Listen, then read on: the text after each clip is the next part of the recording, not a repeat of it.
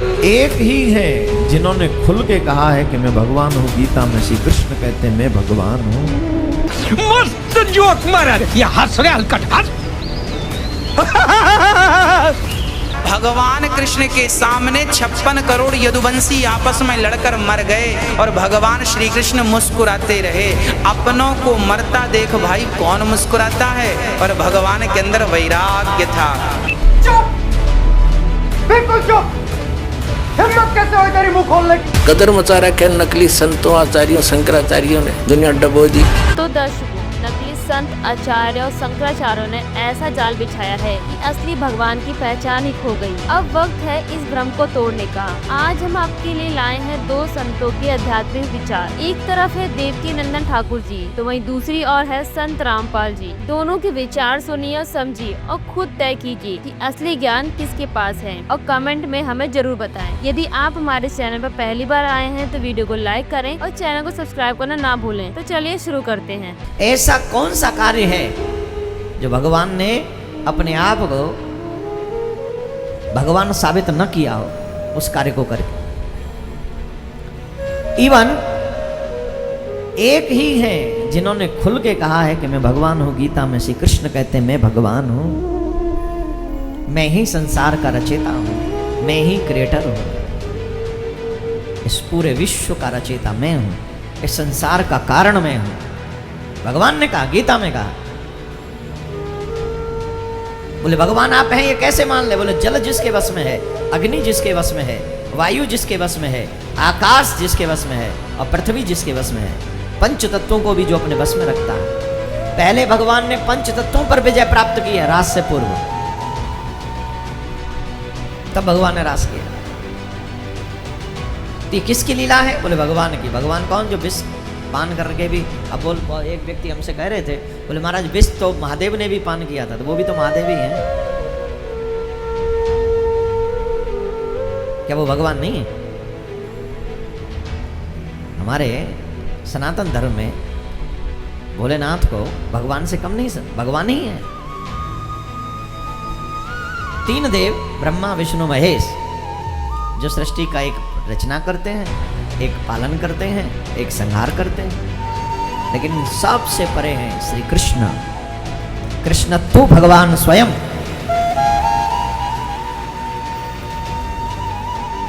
सर्वोपरि संपूर्ण भगवान, वो जो चाहे कर सकते हैं। विष का पान किया, कालिया नाग को नाथ लिया, जल में जाके मानो जल तत्व को पवित्र किया, तृणावर्त आकाश में लेकर उड़ गया, मानो आकाश तत्व को पवित्र किया। पृथ्वी पे तो तमाम लीलाएं की हैं, अग्नि का पान किया। तो रास करने से पूर्व भगवान ने इन पांचों तत्वों पर विजय प्राप्त की है, जिसका अग्नि कुछ नहीं बिगाड़ सकता, जिसका जल कुछ नहीं बिगाड़ सकता, जिसका आकाश कुछ नहीं बिगाड़ सकता, जिसका पवन कुछ नहीं बिगाड़ सकता, वो परमात्मा है। दोस्तों, अभी आपने सुने देवकी नंदन ठाकुर जी महाराज के आध्यात्मिक विचार। आइए अब सुनते हैं संत रामपाल जी महाराज के आध्यात्मिक विचार। हमने परमात्मा को पहचानना है कि हु इज गॉड, परमात्मा कौन है, कैसा है और कहाँ प्रमाण है जो हम बता रहे हैं। बगैर प्रमाण के तो आज तक हम सब की बातों पर विश्वास कर ही रहे थे, पर अब हम बिना प्रमाण मानना नहीं कभी भी किसी की बात को, क्योंकि हम दूध के जले हुए हैं और छाछ को भी फूकेंगे तब हम बचे रहेंगे। तो अभी तक जो ज्ञान हमें मिला सारा अज्ञान प्राप्त था। अब परमात्मा को पहचानेंगे, प्रमाणों से देखेंगे और जानेंगे, फिर हम भगवान पालेंगे। भगवान का पाना तो बिल्कुल आसान है, कुछ भी नहीं करना। एक मंत्र आपको दिए जाएंगे, दैनिक क्रिया करते हुए इनका जाप करना है, सत्संग सुनना है और परमात्मा के लिए सत्संग में भी आना है और पुण्य करने ही होते हैं। तो धार्मिक व्यक्तियों के पहले लक्षण है, पहले भगवान मिल जाएगा। और दान दिए धन घटे नहीं, परमात्मा कहते हैं दान से धन नहीं घटा करता। चिड़ी चोंच भर ले गई, नदी ना घट्यो नीर, और दान दिए धन घटे नहीं, कह रहे साहिब कबीर। यानी परमात्मा अपने आदेश दे रहे हैं कि जो इस शास्त्रानुकूल साधना के अनुसार दान देगा। गुरु बिन माला फेरते, गुरु बिन देते दाने, गुरु बिन दोनों निष्फल हैं, चाहे पूछो वेद पुराण। यानी कुपात्र को दिया हुआ दान सफल नहीं होता, सुपात्र यानी गुरु के द्वारा दान करे, फिर देखो कैसे ना फलेगा। आदेश परमात्मा का, वो तो करते ही करते हैं। अब आपको दिखाते हैं भगवान कैसा है, कहाँ है। और अभी आपने महर्षि दयानंद के विधान को पढ़ा सत्यार प्रकाश में कि भगवान निराकार है। हर उन्हीं के इन इंजीनियरों के द्वारा किया गया अनुवाद है आर्य समाजियों का। और इसमें परमात्मा स्पष्ट लिखा है कि राजा के समान देखने योग्य है। और जिन महापुरुषों ने परमात्मा को देखा है, आदरणीय गरीबदास साहिब जी ने देखा तो उन्होंने कहा कि अर्श कुर्स पर सफेद गुम्मट है जहाँ परमात्मा का डेरा। फिर कहते हैं सवेत छतर सिर मुकुट विराजे, सिर पर सवेत छतर है मालिक के और मुकुट है। देखत ना उस चेहरे नु, तुम सच साधना नहीं करते, परम संत मिले नहीं तो तुम उस चेहरे को, उस परमात्मा के उस स्वरूप को नहीं देख पा रहे हो, जिसके सिर पे मुकुट है और ऊपर छत्र है, सिंहासन पर विराजमान है, अर्श कुर्स पर सफ़ेद गुम्मट है, गुम्मट है जहाँ परमेश्वर का डेरा सतलोक में। और वही वेद बताते हैं, वही वेद बताते हैं, वही आँखों देखा वो महापुरुष बताते हैं, जिनको भगवान अपने स्थान पर लेकर गए थे, वापस छोड़ा था। और वही परमात्मा स्वयं बताते हैं। फिर तो आसानी तो समझ में आ जाएगा कैसा है भगवान। अब देखिए वेद, ऋग्वेद 9 और 10 मंडल इकट्ठे ही अनुवादित हैं, इसके ये अनुवाद कर रखा है। ये देखिएगा, प्रकाशक हैं सार्वदेशिक कार्य प्रतिनिधि सभा, महर्षि दयानंद भवन, रामलीला मैदान, नई दिल्ली। अनुवाद करता ये है मुद्रक Prince offset printers 1510 Pataudi house Daryaganj नई दिल्ली से।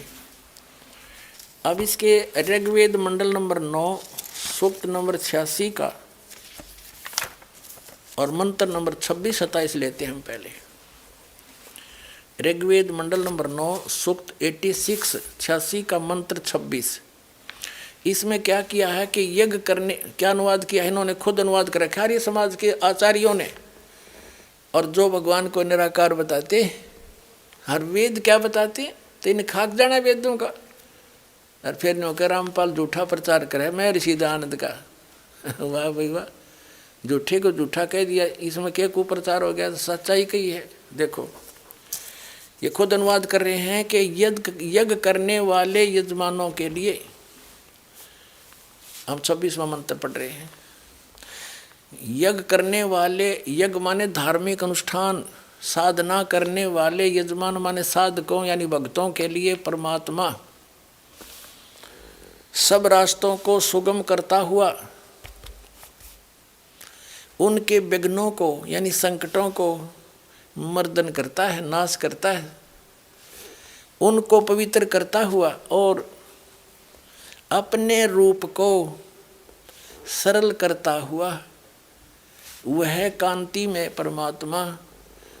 अब देखो इन्होंने इसका अर्थ सर्वज्ञ कर दिया कबीर का। ये देखो ये है कबीर, हम कबीर बोला बै कबीर, हम वेदों को वेद बोलते हैं, यहाँ कबीर, इसको इन्होंने संधि छेद करके ऐसे लिख दिया और अर्थ कर दिया सर्वज्ञ। यहाँ लिखना था वो कबीर देव, कबीर देव, देव माने परमात्मा, कबीर भगवान विद्युत के समान क्रीड़ा करता हुआ वर्णीय पुरुष को यानी अच्छी आत्मा को प्राप्त होता है। अब ये कंसेप्ट क्लियर कराएंगे, इसको देखेंगे कि कबीर माने कबीर देव होना चाहिए। यहाँ पर कबीर साहब, भगवान की महिमा चल रही है और भगवान की महिमा में कबीर शब्द है तो कबीर देव, ये कवि मान लो, कबीर देव लिख दो, ये कबीर देव, हम कबीर देव कह दे, हमने कबीर, ये कवि मानना है। तो यहाँ अगर अनुवाद सही करेंगे इसका तो कबीर देव लिख दो। जैसे यजुर्वेद है, अपने आत्माओं आज हमने कंप्यूटर तो ही बना लिए और ऐसे ऐसे जटिल प्रश्न हल करते हैं हमारे बच्चे, बेटियां बच्चे, तो ये तो कुछ भी कोई ना आपके लिए समझण में, वो तो एक दो रोटी के लिए माथा पे 16 साल करते हो, और यहाँ 2 मिनट में समझा देगा ये दास आपको, सारी बात समझ में आ जाएगी, भगवान पावांगे, सतलोक चलेंगे। अब सारा पढ़ लिया, 20 साल बालक पढ़ा दिया, 15-16 वर्ष पढ़ा, फिर मृत्यु हो जा बालक की, बताओ गया पढ़ा। और ये किया हुआ कभी व्यर्थ नहीं हो सकता, जो दास बताने जा रहा है। कहते हैं कबीर कमाई आपनी कदे ना निष्फल जा, और 7 समंदर आडे पड़ो हुआ मिले अगा हुआ। ये जो साधना दास आपको देगा कभी व्यर्थ नहीं हो सकती आपकी, एक सांस भी खाली नहीं जा सकता, इसकी कमाई मिलेगी वहाँ पर। अब देखो यजुर्वेद, ये महर्षि दानंद का ही अनुवाद है आर्य समाज वालों का। ये यजुर्वेद और प्रकाशक वही सार्वदेशी कार्य प्रतिनिधि सभा 2/5 महर्षि दानंद भवन, रामलीला मैदान, नई दिल्ली से। महर्षि दानंद सरस्वती द्वारा इसका अनुवाद है। Prince offset printers 1510 Pataudi house Daryaganj, नई दिल्ली से ही प्रकाशित छपा है। इसके 36वें अध्याय को आपको दिखाते हैं। प्रथम मंत्र में ये है यजुर्वेद, और 60-300 अध्याय 36वां अध्याय है। इसके प्रथम मंत्र में यजु शब्द है। रचम वाचम परपदे मनो यजु परपदे श्याम प्राणम परपदे चक्षु श्रोत्रम परपदे, ये यजु शब्द लेना हमने। इसका अर्थ क्या किया महर्षि दानंद ने, यहाँ देखना, ये किया है यजु का अर्थ यजुर्वेद किया, बिल्कुल सही लिखा। यदि इस यजु शब्द का कोई अर्थ तो बनता है, यजु माने साधना, परमात्मा से मिलाने वाले मंत्र, इसका कुछ अन्य अर्थ कर देते तो ये कैसे पता लगता कि महिमा यजुर्वेद की है, उस बुक की है। यहाँ यजुर्वेद लिखना अनिवार्य था, जबकि ये केवल यजु है, ये यजुर्वेद लिख दिया, बिल्कुल सही किया, ये सही अनुवाद है। और इसका अर्थ कर दे, जैसे यहाँ कबीर देव, कवि होता तो लिखना चाहिए था कबीर देव, अगर उसका अर्थ कर दें तो कैसे पता चलेगा वो परमात्मा कौन है जो ये लीला करता है, उसका नाम क्या है। तो ये कबीर देव लिख देते, कबीर देव। हम उसने कबीर पढ़ रहे हैं, कबीर वह को वह बोलते हैं हम, इसलिए अब भ्रंश करके उसको कबीर साहब कहने लगे। देव माने साहब को, राम को, गौडल्ला को, खुदा को। तो अब हम फिर आते हैं ऋग्वेद मंडल नंबर 9 सूक्त नंबर 86 के मंत्र 26 पर। अब हम यजुर्वेद रख दिया, ऋग्वेद उठा लिया, और ये भी इन्हीं आर्य समाज के आचार्यों द्वारा, आर्य समाजियों द्वारा अनुवाद है। ये देखिएगा, ऋग्वेद मंडल नंबर 26 मंडल नंबर 9 सूक्त 86 का, ऋग्वेद मंडल नंबर 9 सूक्त 86 का मंत्र 26 क्या लिखा है कि यज्ञ करने वाले यजमानों के लिए परमात्मा, यानी साधना, धार्मिक अनुष्ठान, यज्ञ माने धार्मिक अनुष्ठान करने वाले यजमान माने भक्तों के लिए परमात्मा सब रास्तों को सुगम करता, उसके रास्ते खोल देता है, उनके विघ्नों को यानी उनके संकटों को मर्दन करता है, नाश करता है, और उनको पवित्र करता हुआ और अपने रूप को सरल करता हुआ वह कांति में परमात्मा कबीर देव, यहाँ लिखना चाहिए था कबीर देव विद्युत के समान क्रीड़ा करता हुआ वर्णीय पुरुष को प्राप्त होता है, अच्छी आत्मा को मिलता है। फिर देखना ऋग्वेद मंडल नंबर 9 सूक्त 86 का मंत्र 26 पढ़ दिया 27 में, जो परमात्मा धूलोक के तीसरे पृष्ठ पर विराजमान है। अब इसे क्या सिद्ध हो गया कि वो परमात्मा तीसरे धूलोक यानी उस तेजो में, सतलोक के तीसरे पोर्शन में, 3 विभाग हैं सतलोक के, आपको बहुत बार बताया है। बाह्य क्षेत्र में बाग बगीचे हैं, झरने बह रहे हैं, सुंदर हीरे पन्नों के वहाँ पर, जैसे यहाँ पत्थर के पहाड़ हैं वहाँ हीरे पन्नों उनके हीरों के पहाड़ हैं, और वहाँ फलदार वृक्ष हैं, सदाबहार वृक्ष हैं। और दूसरे भाग में नर और नारी ऐसी सृष्टि है जैसे आपकी यहाँ पर, लेकिन शरीर वृद्ध नहीं होता, वह मृत्यु नहीं होती, कोई दुख नहीं, कोई अभाव नहीं, कोई रोग नहीं किसी प्रकार का। और तीसरा जो पोर्शन है उसमें केवल हंस आत्मा रहती हैं, जो ओनली नर रहते हैं, और उसमें एक स्थान है जहाँ परमात्मा स्वयं विराजमान है।